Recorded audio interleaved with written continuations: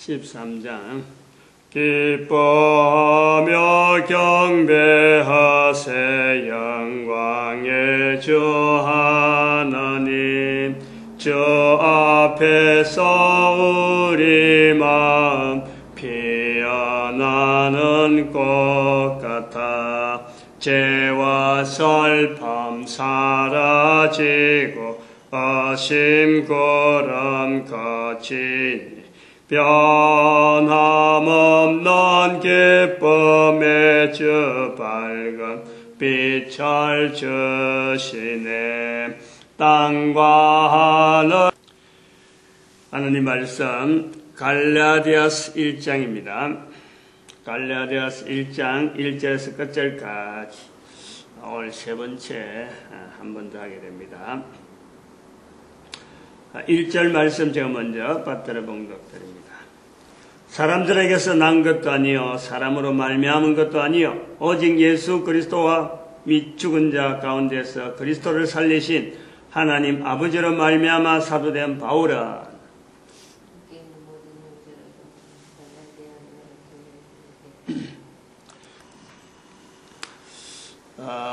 오늘 갈라디아서 1장을 세 번째 하게 되는데 세 번째 하게 된 이유는 지금 갈라디아서 1장을 붙잡고 있는 그 절이 7절입니다. 7절 7절에 있는 표현에 이 한 절 가지고 지금 세 번을 계속하는 거예요. 그냥 한 번 하고 넘어갈 한 장에 보통 한 번 하고 넘어가는데 또 1장이 하니까 개론도 해야 되고 개론적인 내용도 있고 하니까 조금 길어져서 그랬고 다른 복음은 없나니 다만 어떤 사람들이 너희를 요란케 하여 그리스도의 복음을 변하려 한다. 변하려 한다. 갈라디아서 1장에 다른 복음이란 말이 4번이나 연속해서 6절부터 6, 7, 8, 9 한 절 한 절에 다른 복음이 연속해서 4번 나왔다.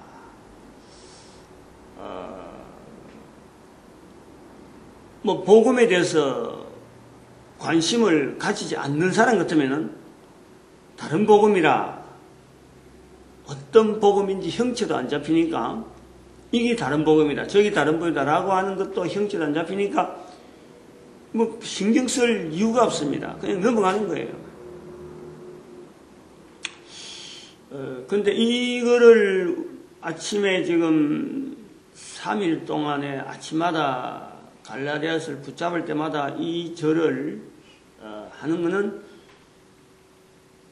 지금도 우리가 교회에서 다른 복음이다, 그거는 다른 복음이다 본문을 빗대서 이야기하면서 지금도 다른 복음이 뭔지 말을 못하는 그냥 말만 다른 복음이라 하는 이걸 하나의 어쩌보면 대명사처럼 다른 복음이라 이렇게 말은 하면서 이단을 정죄하고 우리 교단하고 다르고 우리 교회하고 다르고 우리가 걸어가는 노선하고 다르다 하는 그게 어떤 제일 앞선 모습을 다른 복음이라 내놨는데 실제로 다른 복음은 뭐며 그리스도의 복음이 뭔지 7절에 다른 복음이 나오고 그리스도의 복음이 나오는데 이 두 개를 분명하게 언급을 못하면서 쓴다는 거지.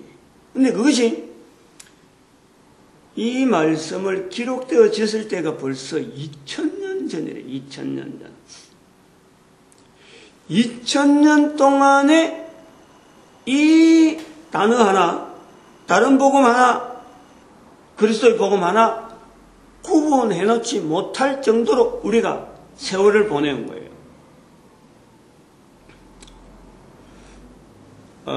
이 부분이 왜 언급을 좀 강하게 하고 자꾸 머물라고 하느냐면은 교회 역사 2000년을 이래 보면은요, 가만하게 들여다보고 도대체 예수 그리스도께서 이 땅에 계시고 성천하시고 예수님이 다 이루었다. 다 이루었다 그랬잖아요.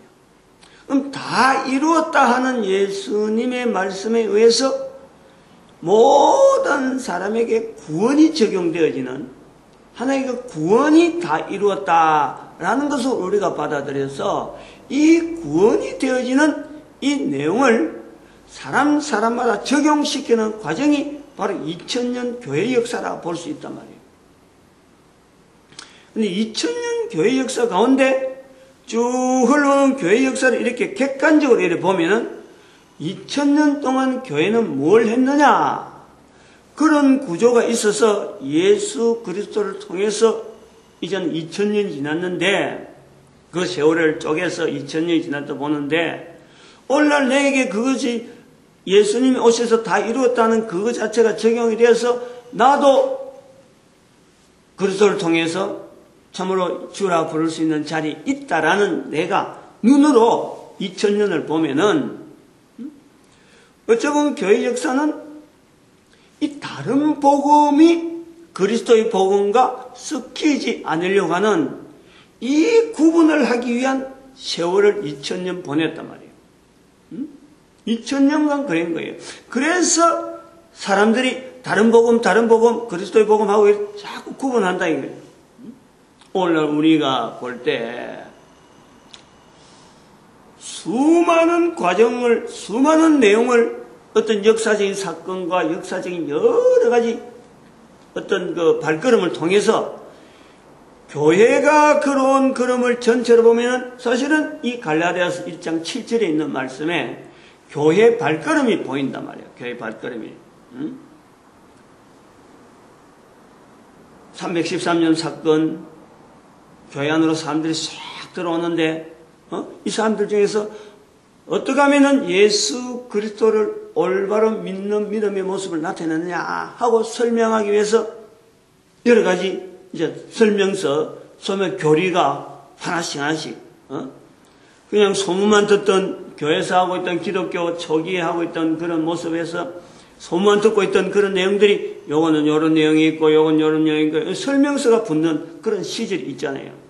그래서 전혀 모르고 교회를 받아들이고 기독교라고 하는 이 믿음을 예수 그리스도를 받아들이던 사람들에게 요런 내용이어야 된다 하는 교육적인 그러고 알려지는 홍보적인 그런 내용이 들어가는가 하면은 이제는 그러다가 지역이 떨어져 있고 서로 교통이 안 맞고 이게 문화가 언어가 다르다 보니까 언어가 이렇게 지침서 자체가 안내서 자체가 오해가 되어지고 곡해가 되어지고 그러면서 사람들이 그걸 잘못된 내용으로 있는데도 불구하고 받아들일 때 이걸 이제 교회가 흩어져 있던 사람들이 모여서 교부들이라는 사람들이 감독들이 모여서 회의를 하는 거예요. 회의. 거기 우리가 잘 아는 대로 313년 사건 후에 325년 니케아 회의, 한 12년 지나온 니케아 회의, 그때부터 시작해서 교회는 회의 위주로 이래 하면 안 된다, 이런 거로 고백해야 된다 하고 모였던 것이 나중에는 가면 갈수록 이제는 이단 쪽으로 정리하는 쪽으로 나오잖아요. 그 이단이 계속 발전되어 가지고 1517년에 종교개혁을 일으킨다고 니는 놔두고 나는 우리는 다르다 이런 식으로 갈라진단 말이에요. 거기에서 다른 복음이라 다른 복음, 그리스도의 복음이라. 누가 그리스도의 복음에 바로 붙잡고 있느냐? 누가 다른 복음이냐? 다른 복음이 뭐에 대한 정언을 분명히 하지 않고 본문을 기록할 때는 사도 바울은 분명히 다른 복음에 대한 기대를 말은 이래 나면 상대방에서 갈라디아 교인들이 알아듣는데 분명한 내용이 있어서 다른 복음이라 썼고 그리스도의 복음이라는 내용을 썼는데 2000년이 흘러오는 지금까지 교회는 분명하게 그리스도의 복음은 여기까지다. 요런 내용이다. 라는 것이 정리가 안 돼 있다는 거지. 다른 복음에 대해서도 이 사람이 나오면 이것도 이단이고 저 사람이 나오면 저것도 이단이고 적용시키는 그런 데서 해당될 때 다른 복음이라 해놔놓고 막 이게 너무 강범위하다는 거예요. 다른 또 한편으로 다르게 보면은 교회 역사 가운데 교회 회의도 그랬지만 대표적으로 네스트리우스파라는 파를 하나 만들 정도로 이단이 아닌데도 불구하고 이단이라 정죄를 했다가 나중에 이단이 아니다 라고 분명히 또 언급을 하는 그런 에피소드라 하나요? 에피소드를 할 수가 없죠. 그 사람들에게는 역사하고 삶이 됐는데 그 에피소드라고 지낼 수가 없는데 그런 여러 가지 오류를 범하면서 어디가 그리스도의 복음이고 어디가 다른 복음이고 하고 못하고 지금 왔단 말이야. 그런 역사가 발자취가 있음에도 불구하고 교회 개신교가 처음에 나타날 때 1517년에 감히 종교개혁이라고 했단 말이야. 종교개혁이라는 말 쓰면 안 된다고 내가 몇 번 이야기한다. 그런 말을 하는 거예요. 지금도 1517년에 그 10월 31일 날 그 사건으로 인해서 지금도 해마다 10월 31일 같다 막 오늘도 올해도 막 하는 거예요. 종교개혁. 그리고 이 다른 복음을 하지 않고 그리스도의 복음이라 하는 이것이 1517년 이후로는 오늘날 우리에게는 신학이라 하는 이름으로 탈바꿈이 되어서 지금 우리한테 왔다는 거지. 그래갖고 신학이 알려져야 되고 신학이 있어야 된다 해가지고는 신학교를 보내가지고 목사를 받게 하는 목사직을 만드는 그래서 교회 운영을 이제는 조직적으로 관리하려고 하는 이런 제도가 지금의 우리 교회의 모습이란 말이에요.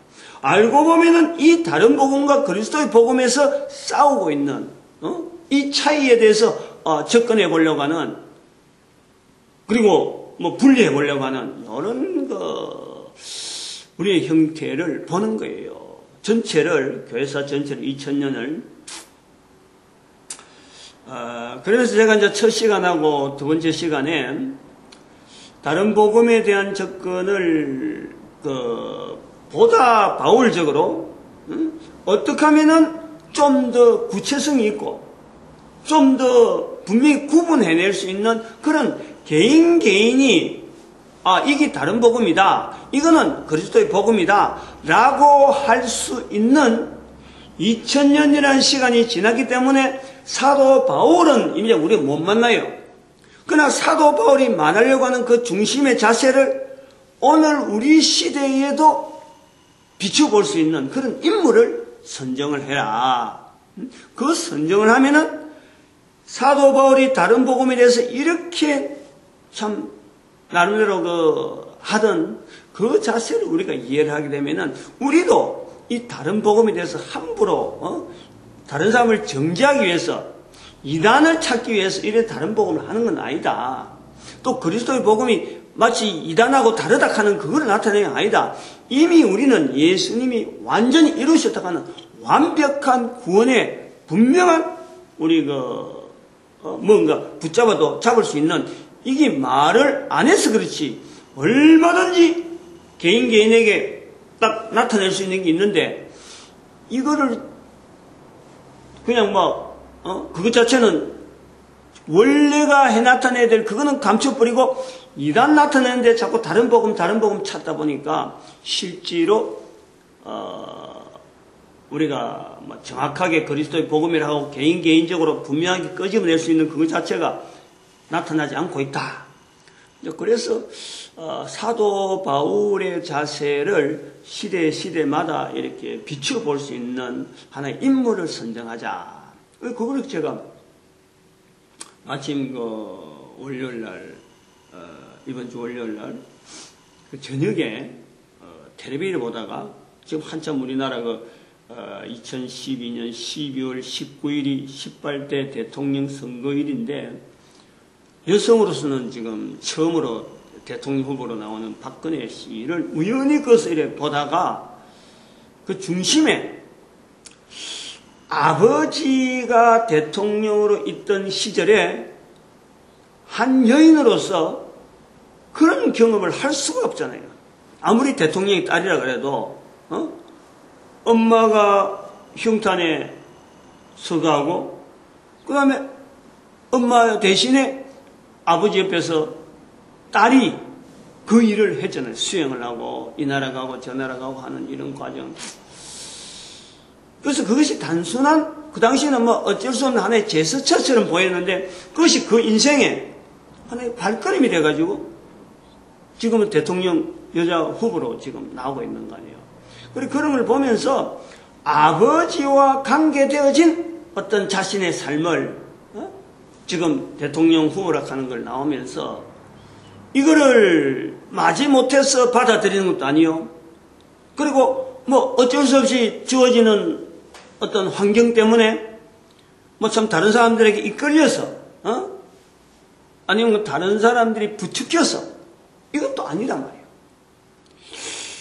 그래서 그 힘이 도대체 뭐냐? 뭔가 간절한 게 있다는 게 간절한 게. 아버지도 결국 흉탄에 서가잖아요. 우리 다른 사람들이 이해하지, 다른 사람들이 볼 때는 박근혜 씨의 인생이라는 거는 뭐 대통령 후보까지 나오고 또 한 당에 지금 우리나라 정치에 지금 아주 중요한 뭐 참 제일 뉴스에서 제일 톱으로 지금 나오는 그 인물이 되어질 때 다른 사람들이 볼 때는 참 좋은 자리, 그러면 참 이렇게 이름 있는 자리는 참 계속해서 가지는구나 하고 봤는데 본인은 그 표현하는 것이 보니까 참 인생의 절망적인 더 살아야 될 이유 뭐 이런 어떤 아주 일반 사람들이 생각하는 것보다 훨씬 더 깊은 인생의 그 고민을 하고 있던 그걸 본 거예요. 그럼에도 불구하고 이 대통령을 향해서 대통령 자리를 향해서 나오는 이거는 단순한 명예가 아니다. 제가 이제 볼 때는 그래 되는 거예요. 그래서 그거를 이래 보면서 그 깊은 부녀간으로 통해지는 그 아버지에 대한 그 잘못된 이미지, 옆에서 바라보던 그 남편을 동양하던 유경수 여사, 고위 유경수 여사가 대통령을 그 보필하던 그 모습을 대신하던 모든 국민들이 그 당시에 정말 딸이지만은 엄마 못지않게 했다 하는 이런 걸 이제 옆에서 보기만 했는데 그 입장은 그럴 거 아니에요. 지금 결혼도 안 했지, 자녀도 없지, 뭐 아무것도 없는데 유일하게 지금 정치 하나 이거 가지고 다른 사람 보기에는 정치하면서 지금 나오는 이런 걸 보면서 아버지가 나타내려고 했던 그 의도, 그 마음이 백성들이 몰라주는 것, 그래서 오히려 독재라는 것 때문에 자꾸 아버지를 하여금 지금 이렇게 바꾸는 것, 요것이 아마 그로 하여금 이걸 바꿔야 되겠다. 어떻게 하면은 독재라는 소리를 듣지 않고 정치하는 한 사람으로 남아있는 것을 통해서 아버지에게 주어지는 그 독재의 불명예를 그걸 좀 뺏어보려고, 그걸 좀 벗겨보려고, 그걸 이름을 없애보려고 한 자기는 어떻게 하든지 선민정치를 통해서 한번 정치 삶을 통해서 아버지로서 모시고 있었고 또 남편 역을 하는 그 자리에 아버지를 떡 모시는 그런까지 이미 그 모든 것에서 아마 그 아버지의 그 어떤 이미지를 바로 세우려고 하는 그 중심이 있지 않느냐 하는 그 연결이 딱 되니까 이 갈라디아서 1장에 나타나는 이 사도 바울이 하나님 앞에서의 자기 자신을 한번 정리해보는 아버지의 뜻을, 즉 사도 바울은 아버지의 하나님 하는 그 개념이 분명히 있단 말이에요. 3절 4절 보니까 우리 하나님 아버지와 주 예수 그리스도를 쫓아 은혜와 평강이 있기를 원하노라. 4절이 특히 더한데 그리스도께서 하나님 곧 우리 아버지의 뜻을 따라 이 악한 세대에서 우리를 건지시려고 우리 죄를 위하여 자기 몸을 들이셨으니, 이 내용이 박근혜 씨의 그 아버지를 통한 우리 민족의 그 정치, 어떻게 보면 선민정치, 우리 국민들의 바른 어떤 이 생활을 위한 앞선 자로서, 지도자로서 걸어간 자기 인생을 비춰볼 때 국민들의 그 안녕하고 관계 있는 걸음을 걸었다 하는 것을 제가 거기서 비춰본 거예요. 그래서 이 본문에서 나오는 사도 바울이 말하는 다른 복음을 이야기할 때는 우리가 구체적으로 있는 게 좋다.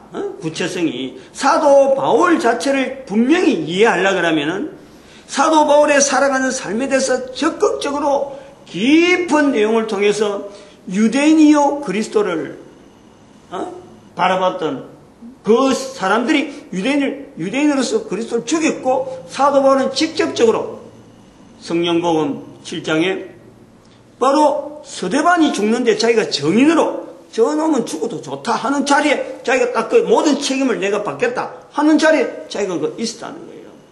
그만큼 이 선동적이고 그만큼 자기는 최고다, 내가 최고로 한다 하는 사람인데, 오늘 본문에 나오는 게 14절에 내가 내 동족 중 여러 영갑자보다 유대교를 지나치게 믿어 내 조상의 유전에 대해 더욱 열심히 있었으나, 자기의 그럼에 인정을 하는 거예요. 그럼 여기 이제 변화됐다는 거 아니에요. 이게 변화돼가지고 지금 갈라디아에 있는 교회의 편지를 쓰는 이 편지가 처음 편지인 게라, 앞으로 내가 얼마나 더 쓰겠다는 것도 아니고, 이 편지를 씀으로써 이제는 사실은 바울의 편지가 막 줄줄이 나오게 되는 거지. 이 편지 쓰고 다음에 후편이 뭐가 있을까, 뭐가 있을까, 저술가가 아니라니까. 그러니까 한 편지를 쓰면서 지금 조심스럽게 내두는 화두가 바로 이 다른 복음이란 말이에요. 자기는 지금 최선을 다해서 중심을 다해서 예수 그리스도에서 전했는데, 전하고 나서 돌아오니까 거기서 엉뚱한 이야기가 나오기 때문에 자기가 전한 거 그거만 붙잡아라.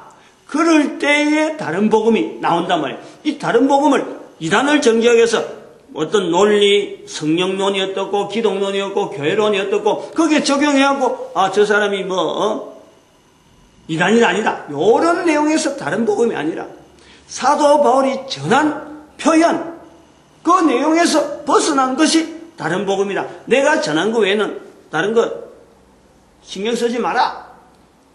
근데 사람들이 그래 되나요? 한 말하고 지나갔는데 그게 언제까지 남아있느냐 말이야. 언제 그게 남아있도록 하면 오랫동안 똑같은 이야기를 계속했겠지. 그래서 다른 사람들이 들을 때 사도 바울이 다른 복음 가면 사도 바울이 말한 거 외에 그것만 또 생각하게 되는데, 오늘 우리는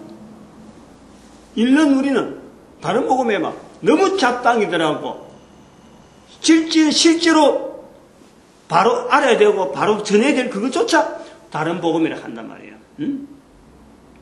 그리고 하지 말아야 될 것조차, 이거는 전혀 이거 받아들이지 말아야 되는데 이것조차 그리스도의 복음이라 하는 자리에 우리는 떡 자리를 가져놨고 있다니까. 그래서 그런 내용들은 제가 그 수요일마다 하고 있는 전도를 못하게 하는 문화가 되어진 내용들, 이 속에 지금 계속해서 하나하나 우리가 교회가 왜 지금 전도를 못하게 됐느냐 하는 것을 추려내고 있는 그 내용을 지금 하고 있는 거 아니에요. 저는 이런 생각을 했어요. 이틀 지금 하면서 박근혜 씨를 요래 이야기를 하면서 이 다른 복음에 대해서 아버지의 그 관계를, 아버지의 관계가 없어. 그냥 왜저 박근혜 씨가 자기 혼자서 자수성가해갖고 대통령 하면 되겠다 이래버리면 제가 그건 그렇게 가치를 둘 그런 건 아니에요. 본문하고 연결을 할 것은 없어. 근데 아버지와 연결하면은 너무너무 예절한 거예요. 그건 왜냐면은 제가 딸이 있는데, 딸이, 아들도 저를 생각하지만은, 제 형제들 중에서도 여동생이 있어서 아버지를 이제 연결하는 거하고, 내가 딸이 내한테 말하는 이 내용을 이렇게 들어보면요, 엄마하고 이야기하는 대화하고 딸이 내한테 이야기하는 거하고는요, 감이 틀려요. 감이 틀려요. 안 듣는 것 같은데, 굉장히 깊게 이 자기 그 삶에 영향을 맡기더라고. 영향을. 내가 지금 환갑도 내일 모레 환갑날이라고 하고 지금 하는데 내가 환갑 필요 없다. 자녀들이 아버지의 환갑에 무엇을 감사해야 되고 무엇을 기뻐해야 되고 축하해야 될지 그런 것도 안 되고, 내가 환갑인데 내 환갑인데 내 환갑에 참여한 사람이 내가 정말 기뻐해야 될 축하의 말을 듣고 싶은데 그것도 못하는 자녀들 두는데 나는 그런 환갑은 내가 안 하겠다. 내가 그래서 급을 한다고 전화를 했다고. 자기는 어떻게 하든지 뭐 환갑을 기념을 해서 아버지 참석하면 아버지가 기뻐하겠느냐 이렇게 해서 이미 선포했는데 안 한다 했는데 어쨌든 해보려고 진행하다가 내가 그 설명을 했어요. 나는 요런 부분에서 자녀들이 내가 나이가 들어가지고 이 걸음을 걷는 것에 대해서 자녀들이 인정해 주기 바라서 그런 걸음에 대해서 서로 간에 나이가 이만큼 들어서 우리가 그런 가족이 된 것이 감사해서 서로 간에 확인하고 기뻐해 주는 그런 환경이 되어지기 위해서 내가 환갑을 한번 기다려볼까 했는데 아무도 아들도 딸도 아무도 안 하는데 부모 형제들 내가 지금 걸어가는 걸음을 이해해주고 있느냐 없단 말이야. 그러니까 애가 언어가 틀리더라고. 전화로 이래 하는데 말이 벌써 톤이 달라지는 거예요. 자기가 잘못했다는 거지. 네가 잘못한 게 뭐 있느냐. 이제 아버지의 마음을 지도로 못 알아줬다 이 말이에요. 그래 이제 그런 표현을 들으면서 이 아들을 이야기할 땐 아들은 뭐 말 안 하고 진행하는 그런 게 있겠지만 딸은 이거 지도 시집 가가지고 애 기르는데 지금 바빠서 정신없을 텐데 표현을 이래 하는 거 보면서 제가 그런 표현을 내가 갖고 있는데 이번에 박근혜 씨에 대한 걸 보면서 이런 중심으로 간다면은 만약에 우리가 사도 바울이 말한 이 다른 복음에 대한 이런 걸 우리가 연구를 할 때, 만약 받아들일 때에, 더구나 이것이 신학이 되어져서 지금 신학교를 운영한다 하거나 이런 걸 되어질 때, 신학을 하는 사람이나 신학교에서 나오는 목회자나, 만약에 사도 바울이 본문에서 이야기한 것처럼 이 다른 복음에 대한 이런 자세를 아버지의 관계에서 어떤 예절한 어떤 마음을 품고 있는 딸의 자세로서 만약에 이걸 본다면은 어떻게 되겠느냐. 또 딸이 아닌 아버지로 볼 때 자기가 딸을 만약 길렀다 그러면은 아니면 자기 형제들 중에서 딸이 없는데 자기는 딸이 없는데 자기 형제들 중에서 딸로 가지고 아버지하고 자기 아버지를 아들로서 생각하던 아버지보다도 여동생이나 누나가 생각하는 아버지하고 관계를 생각해 볼 때 만약 그런 딸과 아버지와 관계에서 어떤 이 자세에서 이 복음서 다른 복음이라는 말을 가지고 사도 바울이 하나님에 대한 예절한 그 자세를 한번 연결해 본다면은 우리가 어떻게 했느냐?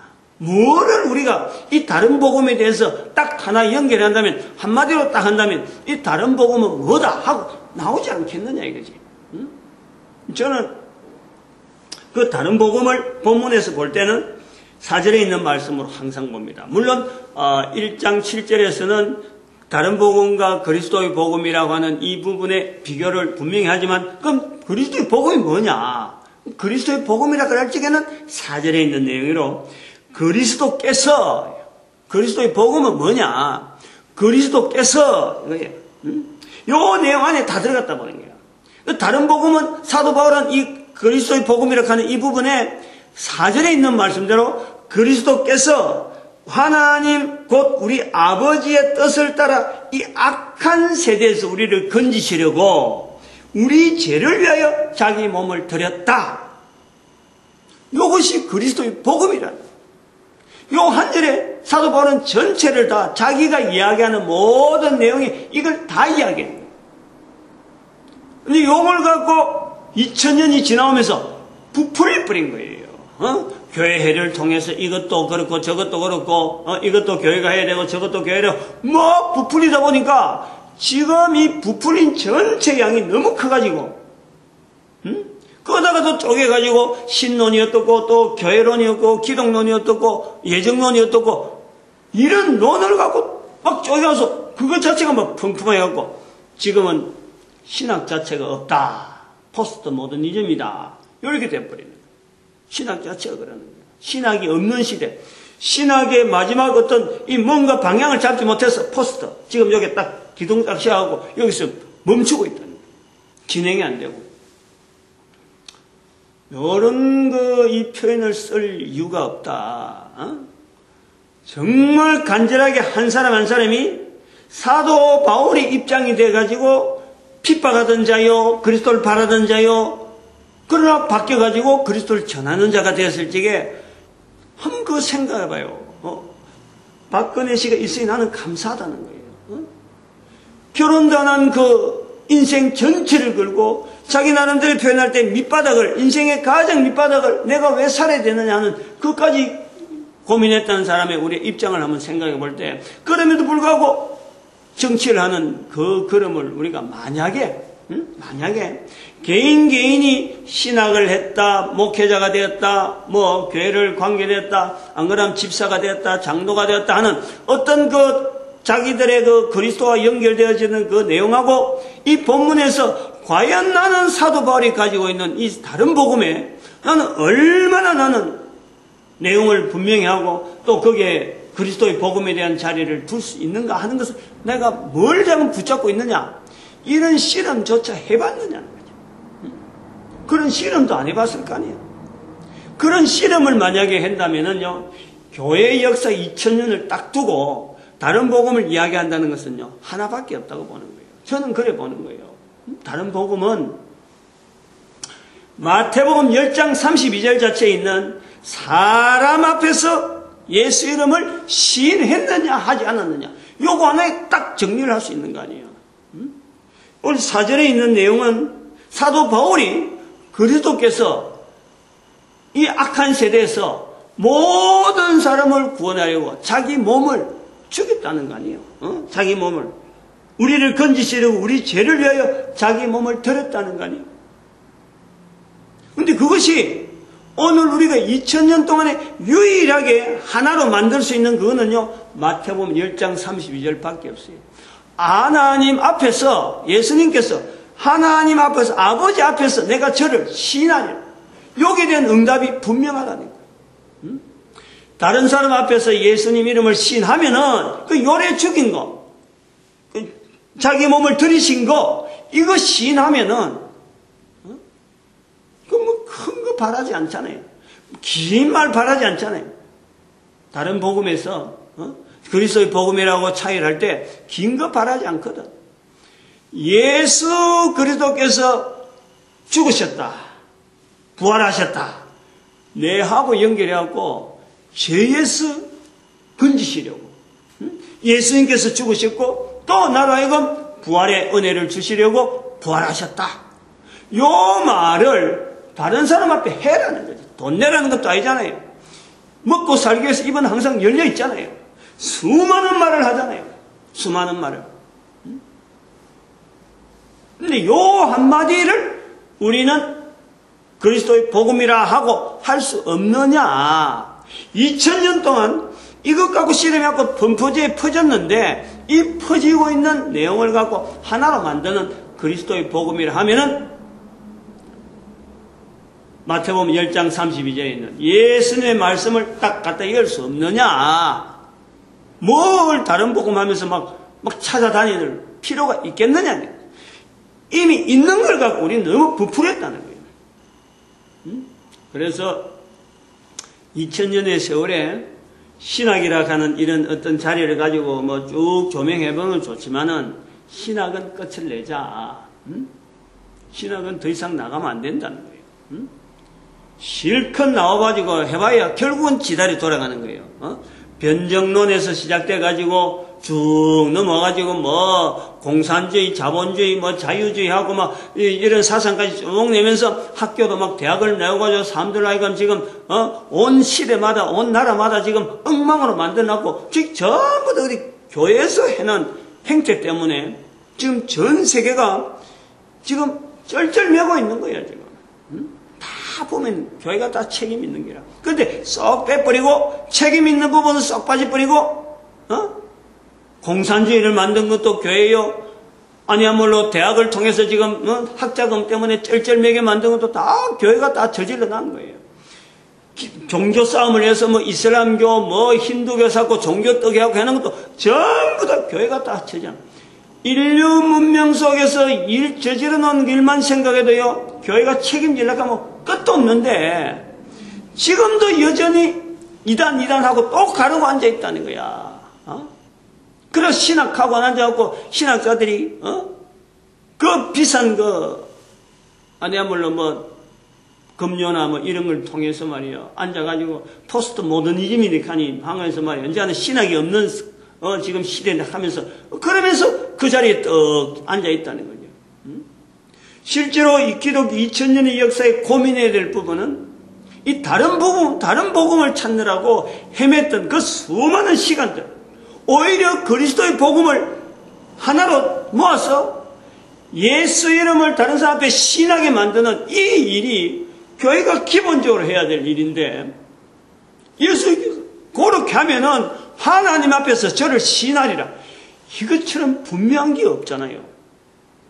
길게 돌아서서 아니면 뒤통수 칠 일이 없잖아요. 딱 분명하게 자기 입으로 나온 거 자기도 확인할 수 있는 건데 말이야. 과연 내가 그리스도의 복음이 있다라고 하는 것은 말하는 사람이나 듣는 사람이나 누구든지 확인할 수 있는, 이게 신학을 다른 복음 받쳐서 그리스도의 복음이 어떻다고 이야기 안 해도 얼마든지 자기가 알 수 있는 게 아니냐.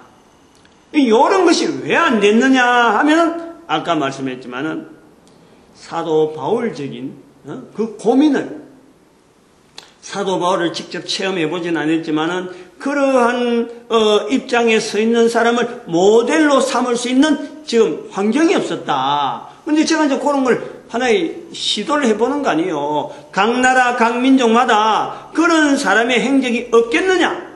우리나라에 지금 박근혜 씨가 그런 걸음을 통해서 비록 그가 복음하고는 떨어져 있는 행적이지만 바울의 행적을 비교하면 버금갈 수 있다. 그런 걸 통해서 우리가 오히려 바울의 자세를 우리는 현장적으로 내하고 동시대에 살아있는 한 사람의 인물을 통해서 우리가 바울적인 자세를 가지고 하나님의 뜻을 나타내는데 매진하는 데 도움이 된다면은 인용 못할 게 뭐가 있겠어요.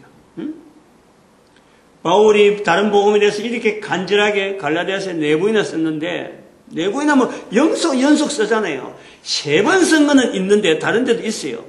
근심한다는 부분이라든지 고린도후서에 나오는 부분이라든지 그거에 대해서 자기 직분에 대한 이야기를 하는데, 그래도 이 연속해서 쓰고 하는 거는 처음이라는, 여기밖에 없다. 그만큼 갈라디아서는 서툰 거래. 더듬더듬 하는 거.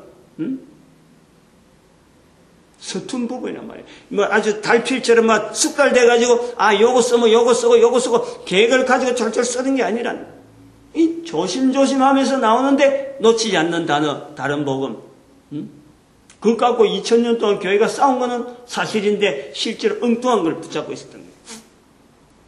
그래서 이 부분을 우리가 돌이키는데 오늘 본문으로 다시 돌아보면은 우리는 사실은 이 사도 바울적인 자세를 비추어 볼 수 있는 이 박근혜 씨라고 하는 모든 지금 우리나라 사람들이 박근혜 씨 이름을 모르는 사람이 없잖아요. 그런 사람의 이름을 빗대어서 이렇게 사도 바울의 복음에 대해서 접근해 볼 수 있는 이런 환경이 우리에게 주어져 있다는 것은요, 우리 민족이, 저는 그래 보는 거예요. 복이 있다. 사명이 있다. 이 다른 복음 때문에 우리가 고민해야 될 부분 하나는 사도 바울이 이스라엘 민족 전체를 가지고 있는 예환이 있단 말이에요. 예환. 그럼 우리는 우리 민족 단위로 하나님 앞에서의 쓰임받는 요 자리를 한번 보자는 거예요. 요 자리를. 개인은 아까 말했지만 마태복음 10장 32절의 말씀에 가는 거로 우리가 본다면은 우리가 속해 있는 민족, 우리 민족은 특별하게 이스라엘 민족이 사도 바울이 다른 복음에 대해서 이렇게 고민할 수밖에 없는 것처럼 이스라엘 민족이 떨어뜨린 게 있다니까. 예수 그리스도를 통해서 자기들이 누려야 될 그 자리를 놓쳐버렸단 말이에요. 십자가에 못 박고 그러고 또 1945년 될 때까지 나라가 사라져 버렸잖아요. 그것은 우리 민족에게 주어지는 기회로서 민족 전체가 붙잡아야 될 하나의 전 세계 사람들 앞에 그리스도의 복음을 대해서 고민해야 될, 던져야 될, 화두를 던져야 될 또 다른 하나의 민족 단위의 바울이 우리 민족이 있다니까요. 사명이. 그 우리 민족이 바로 이런 것을 모을 수 있는 한 사람의 어떤 사도 바울의 모습을 하나 찾는다 그러면 박근혜 씨를 온 국민들이 볼 수 있는 이 시점에 제가 이 갈라디아서를 적용하면서 우리 민족의 사명, 그 민족이 하나님 앞에서의 예절하게 표현해 보려고 하는 이 그리스도의 복음을 전 세계 70억의 인구를 향해서 나타낼 수 있는 그런 민족이 되어지면 얼마나 좋겠느냐. 불가능하다 싶으면은 그 무슨 뚱딴지 같은 소리냐. 말을 한다면요, 우리는 신학 자체를요 잘못했다고 분명히 그렇게 접어야 돼요. 그런 내 말하는 이런 표현에, 제가 지금 아침에 드린 이런 표현을 통해서 무슨 뚱딴지 같이 억지로 부리느냐. 말을 한다면요, 그 사람은 어디 있든지 간에 신학자라 하면 신학자 직을 그만둬야 돼요. 그만둬야 된다니까. 왜 못하느냐 말이에요. 왜 못하느냐. 교회가 기본적으로 해야 될 일이 바로 마태복음 10장 32절에 표현이 되어 있는 거고, 이스라엘을 통해서 분명히 허락되어지는 큰 직분이 있었고 축복이 있었는데 이스라엘이 그걸 놓쳤다 그랬고, 놓친 것에 대해서 우리 민족이 받겠다 하는데, 우리 민족을 축복하는 거고 개인은 바로 하나님 앞에서 인정되어지는 그 길이라 하는데, 그걸 하겠다는데 신학자라 그래갖고, 아니면 나는 듣도 못하면서 만약 그런 법이 어디냐고 반론을 한다면요, 신학교든지 신학자든지 접어야 된다. 이 표현이 좀 그래야. 그래서 제가 설교 시간에 아침에 참 본의 아니게 그렇게 하려고 준비한 것도 아닌데 박근혜 씨하고 연결되었던 여러 가지 표현들이 이렇게 되어지는 것을 저는 정리를 그래 합니다. 어떻게 해서 내 눈에 그게 보려고 한 것도 아니고 우연히 틀은 채널에서 그게 나왔고, 그 시간에 테레비 보는 시간도 아닌데 봤다. 오늘 요 본문에 쭉 나오면 계시가 나오는데, 계시 요거까지 하려고 하면 1시간 더 해야 될지 모르지만 지금 시간이 없어요. 아마 해야 된다 하면 계시하고 관계된 걸 한 번 더 해야 될 것 같아요. 그럼 여기는 오늘 여기 끝냅시다. 끝내고 오늘도 우리 축복하는 시간으로 참 전도자 되어진다는 이런 개념 속에 우리가 모든 것이 다 포함이 되어지는, 이게 너무 감사하고, 교회가 이 전도하는 것에서 하나가 되어지는 것, 우리 민족을 하나님 앞에 축복하셔서, 하나님께 축복하셔서 이 전 세계에 쓰임받는 민족 되어지기를 축복하는 시간 주여 감사합니다. 주여!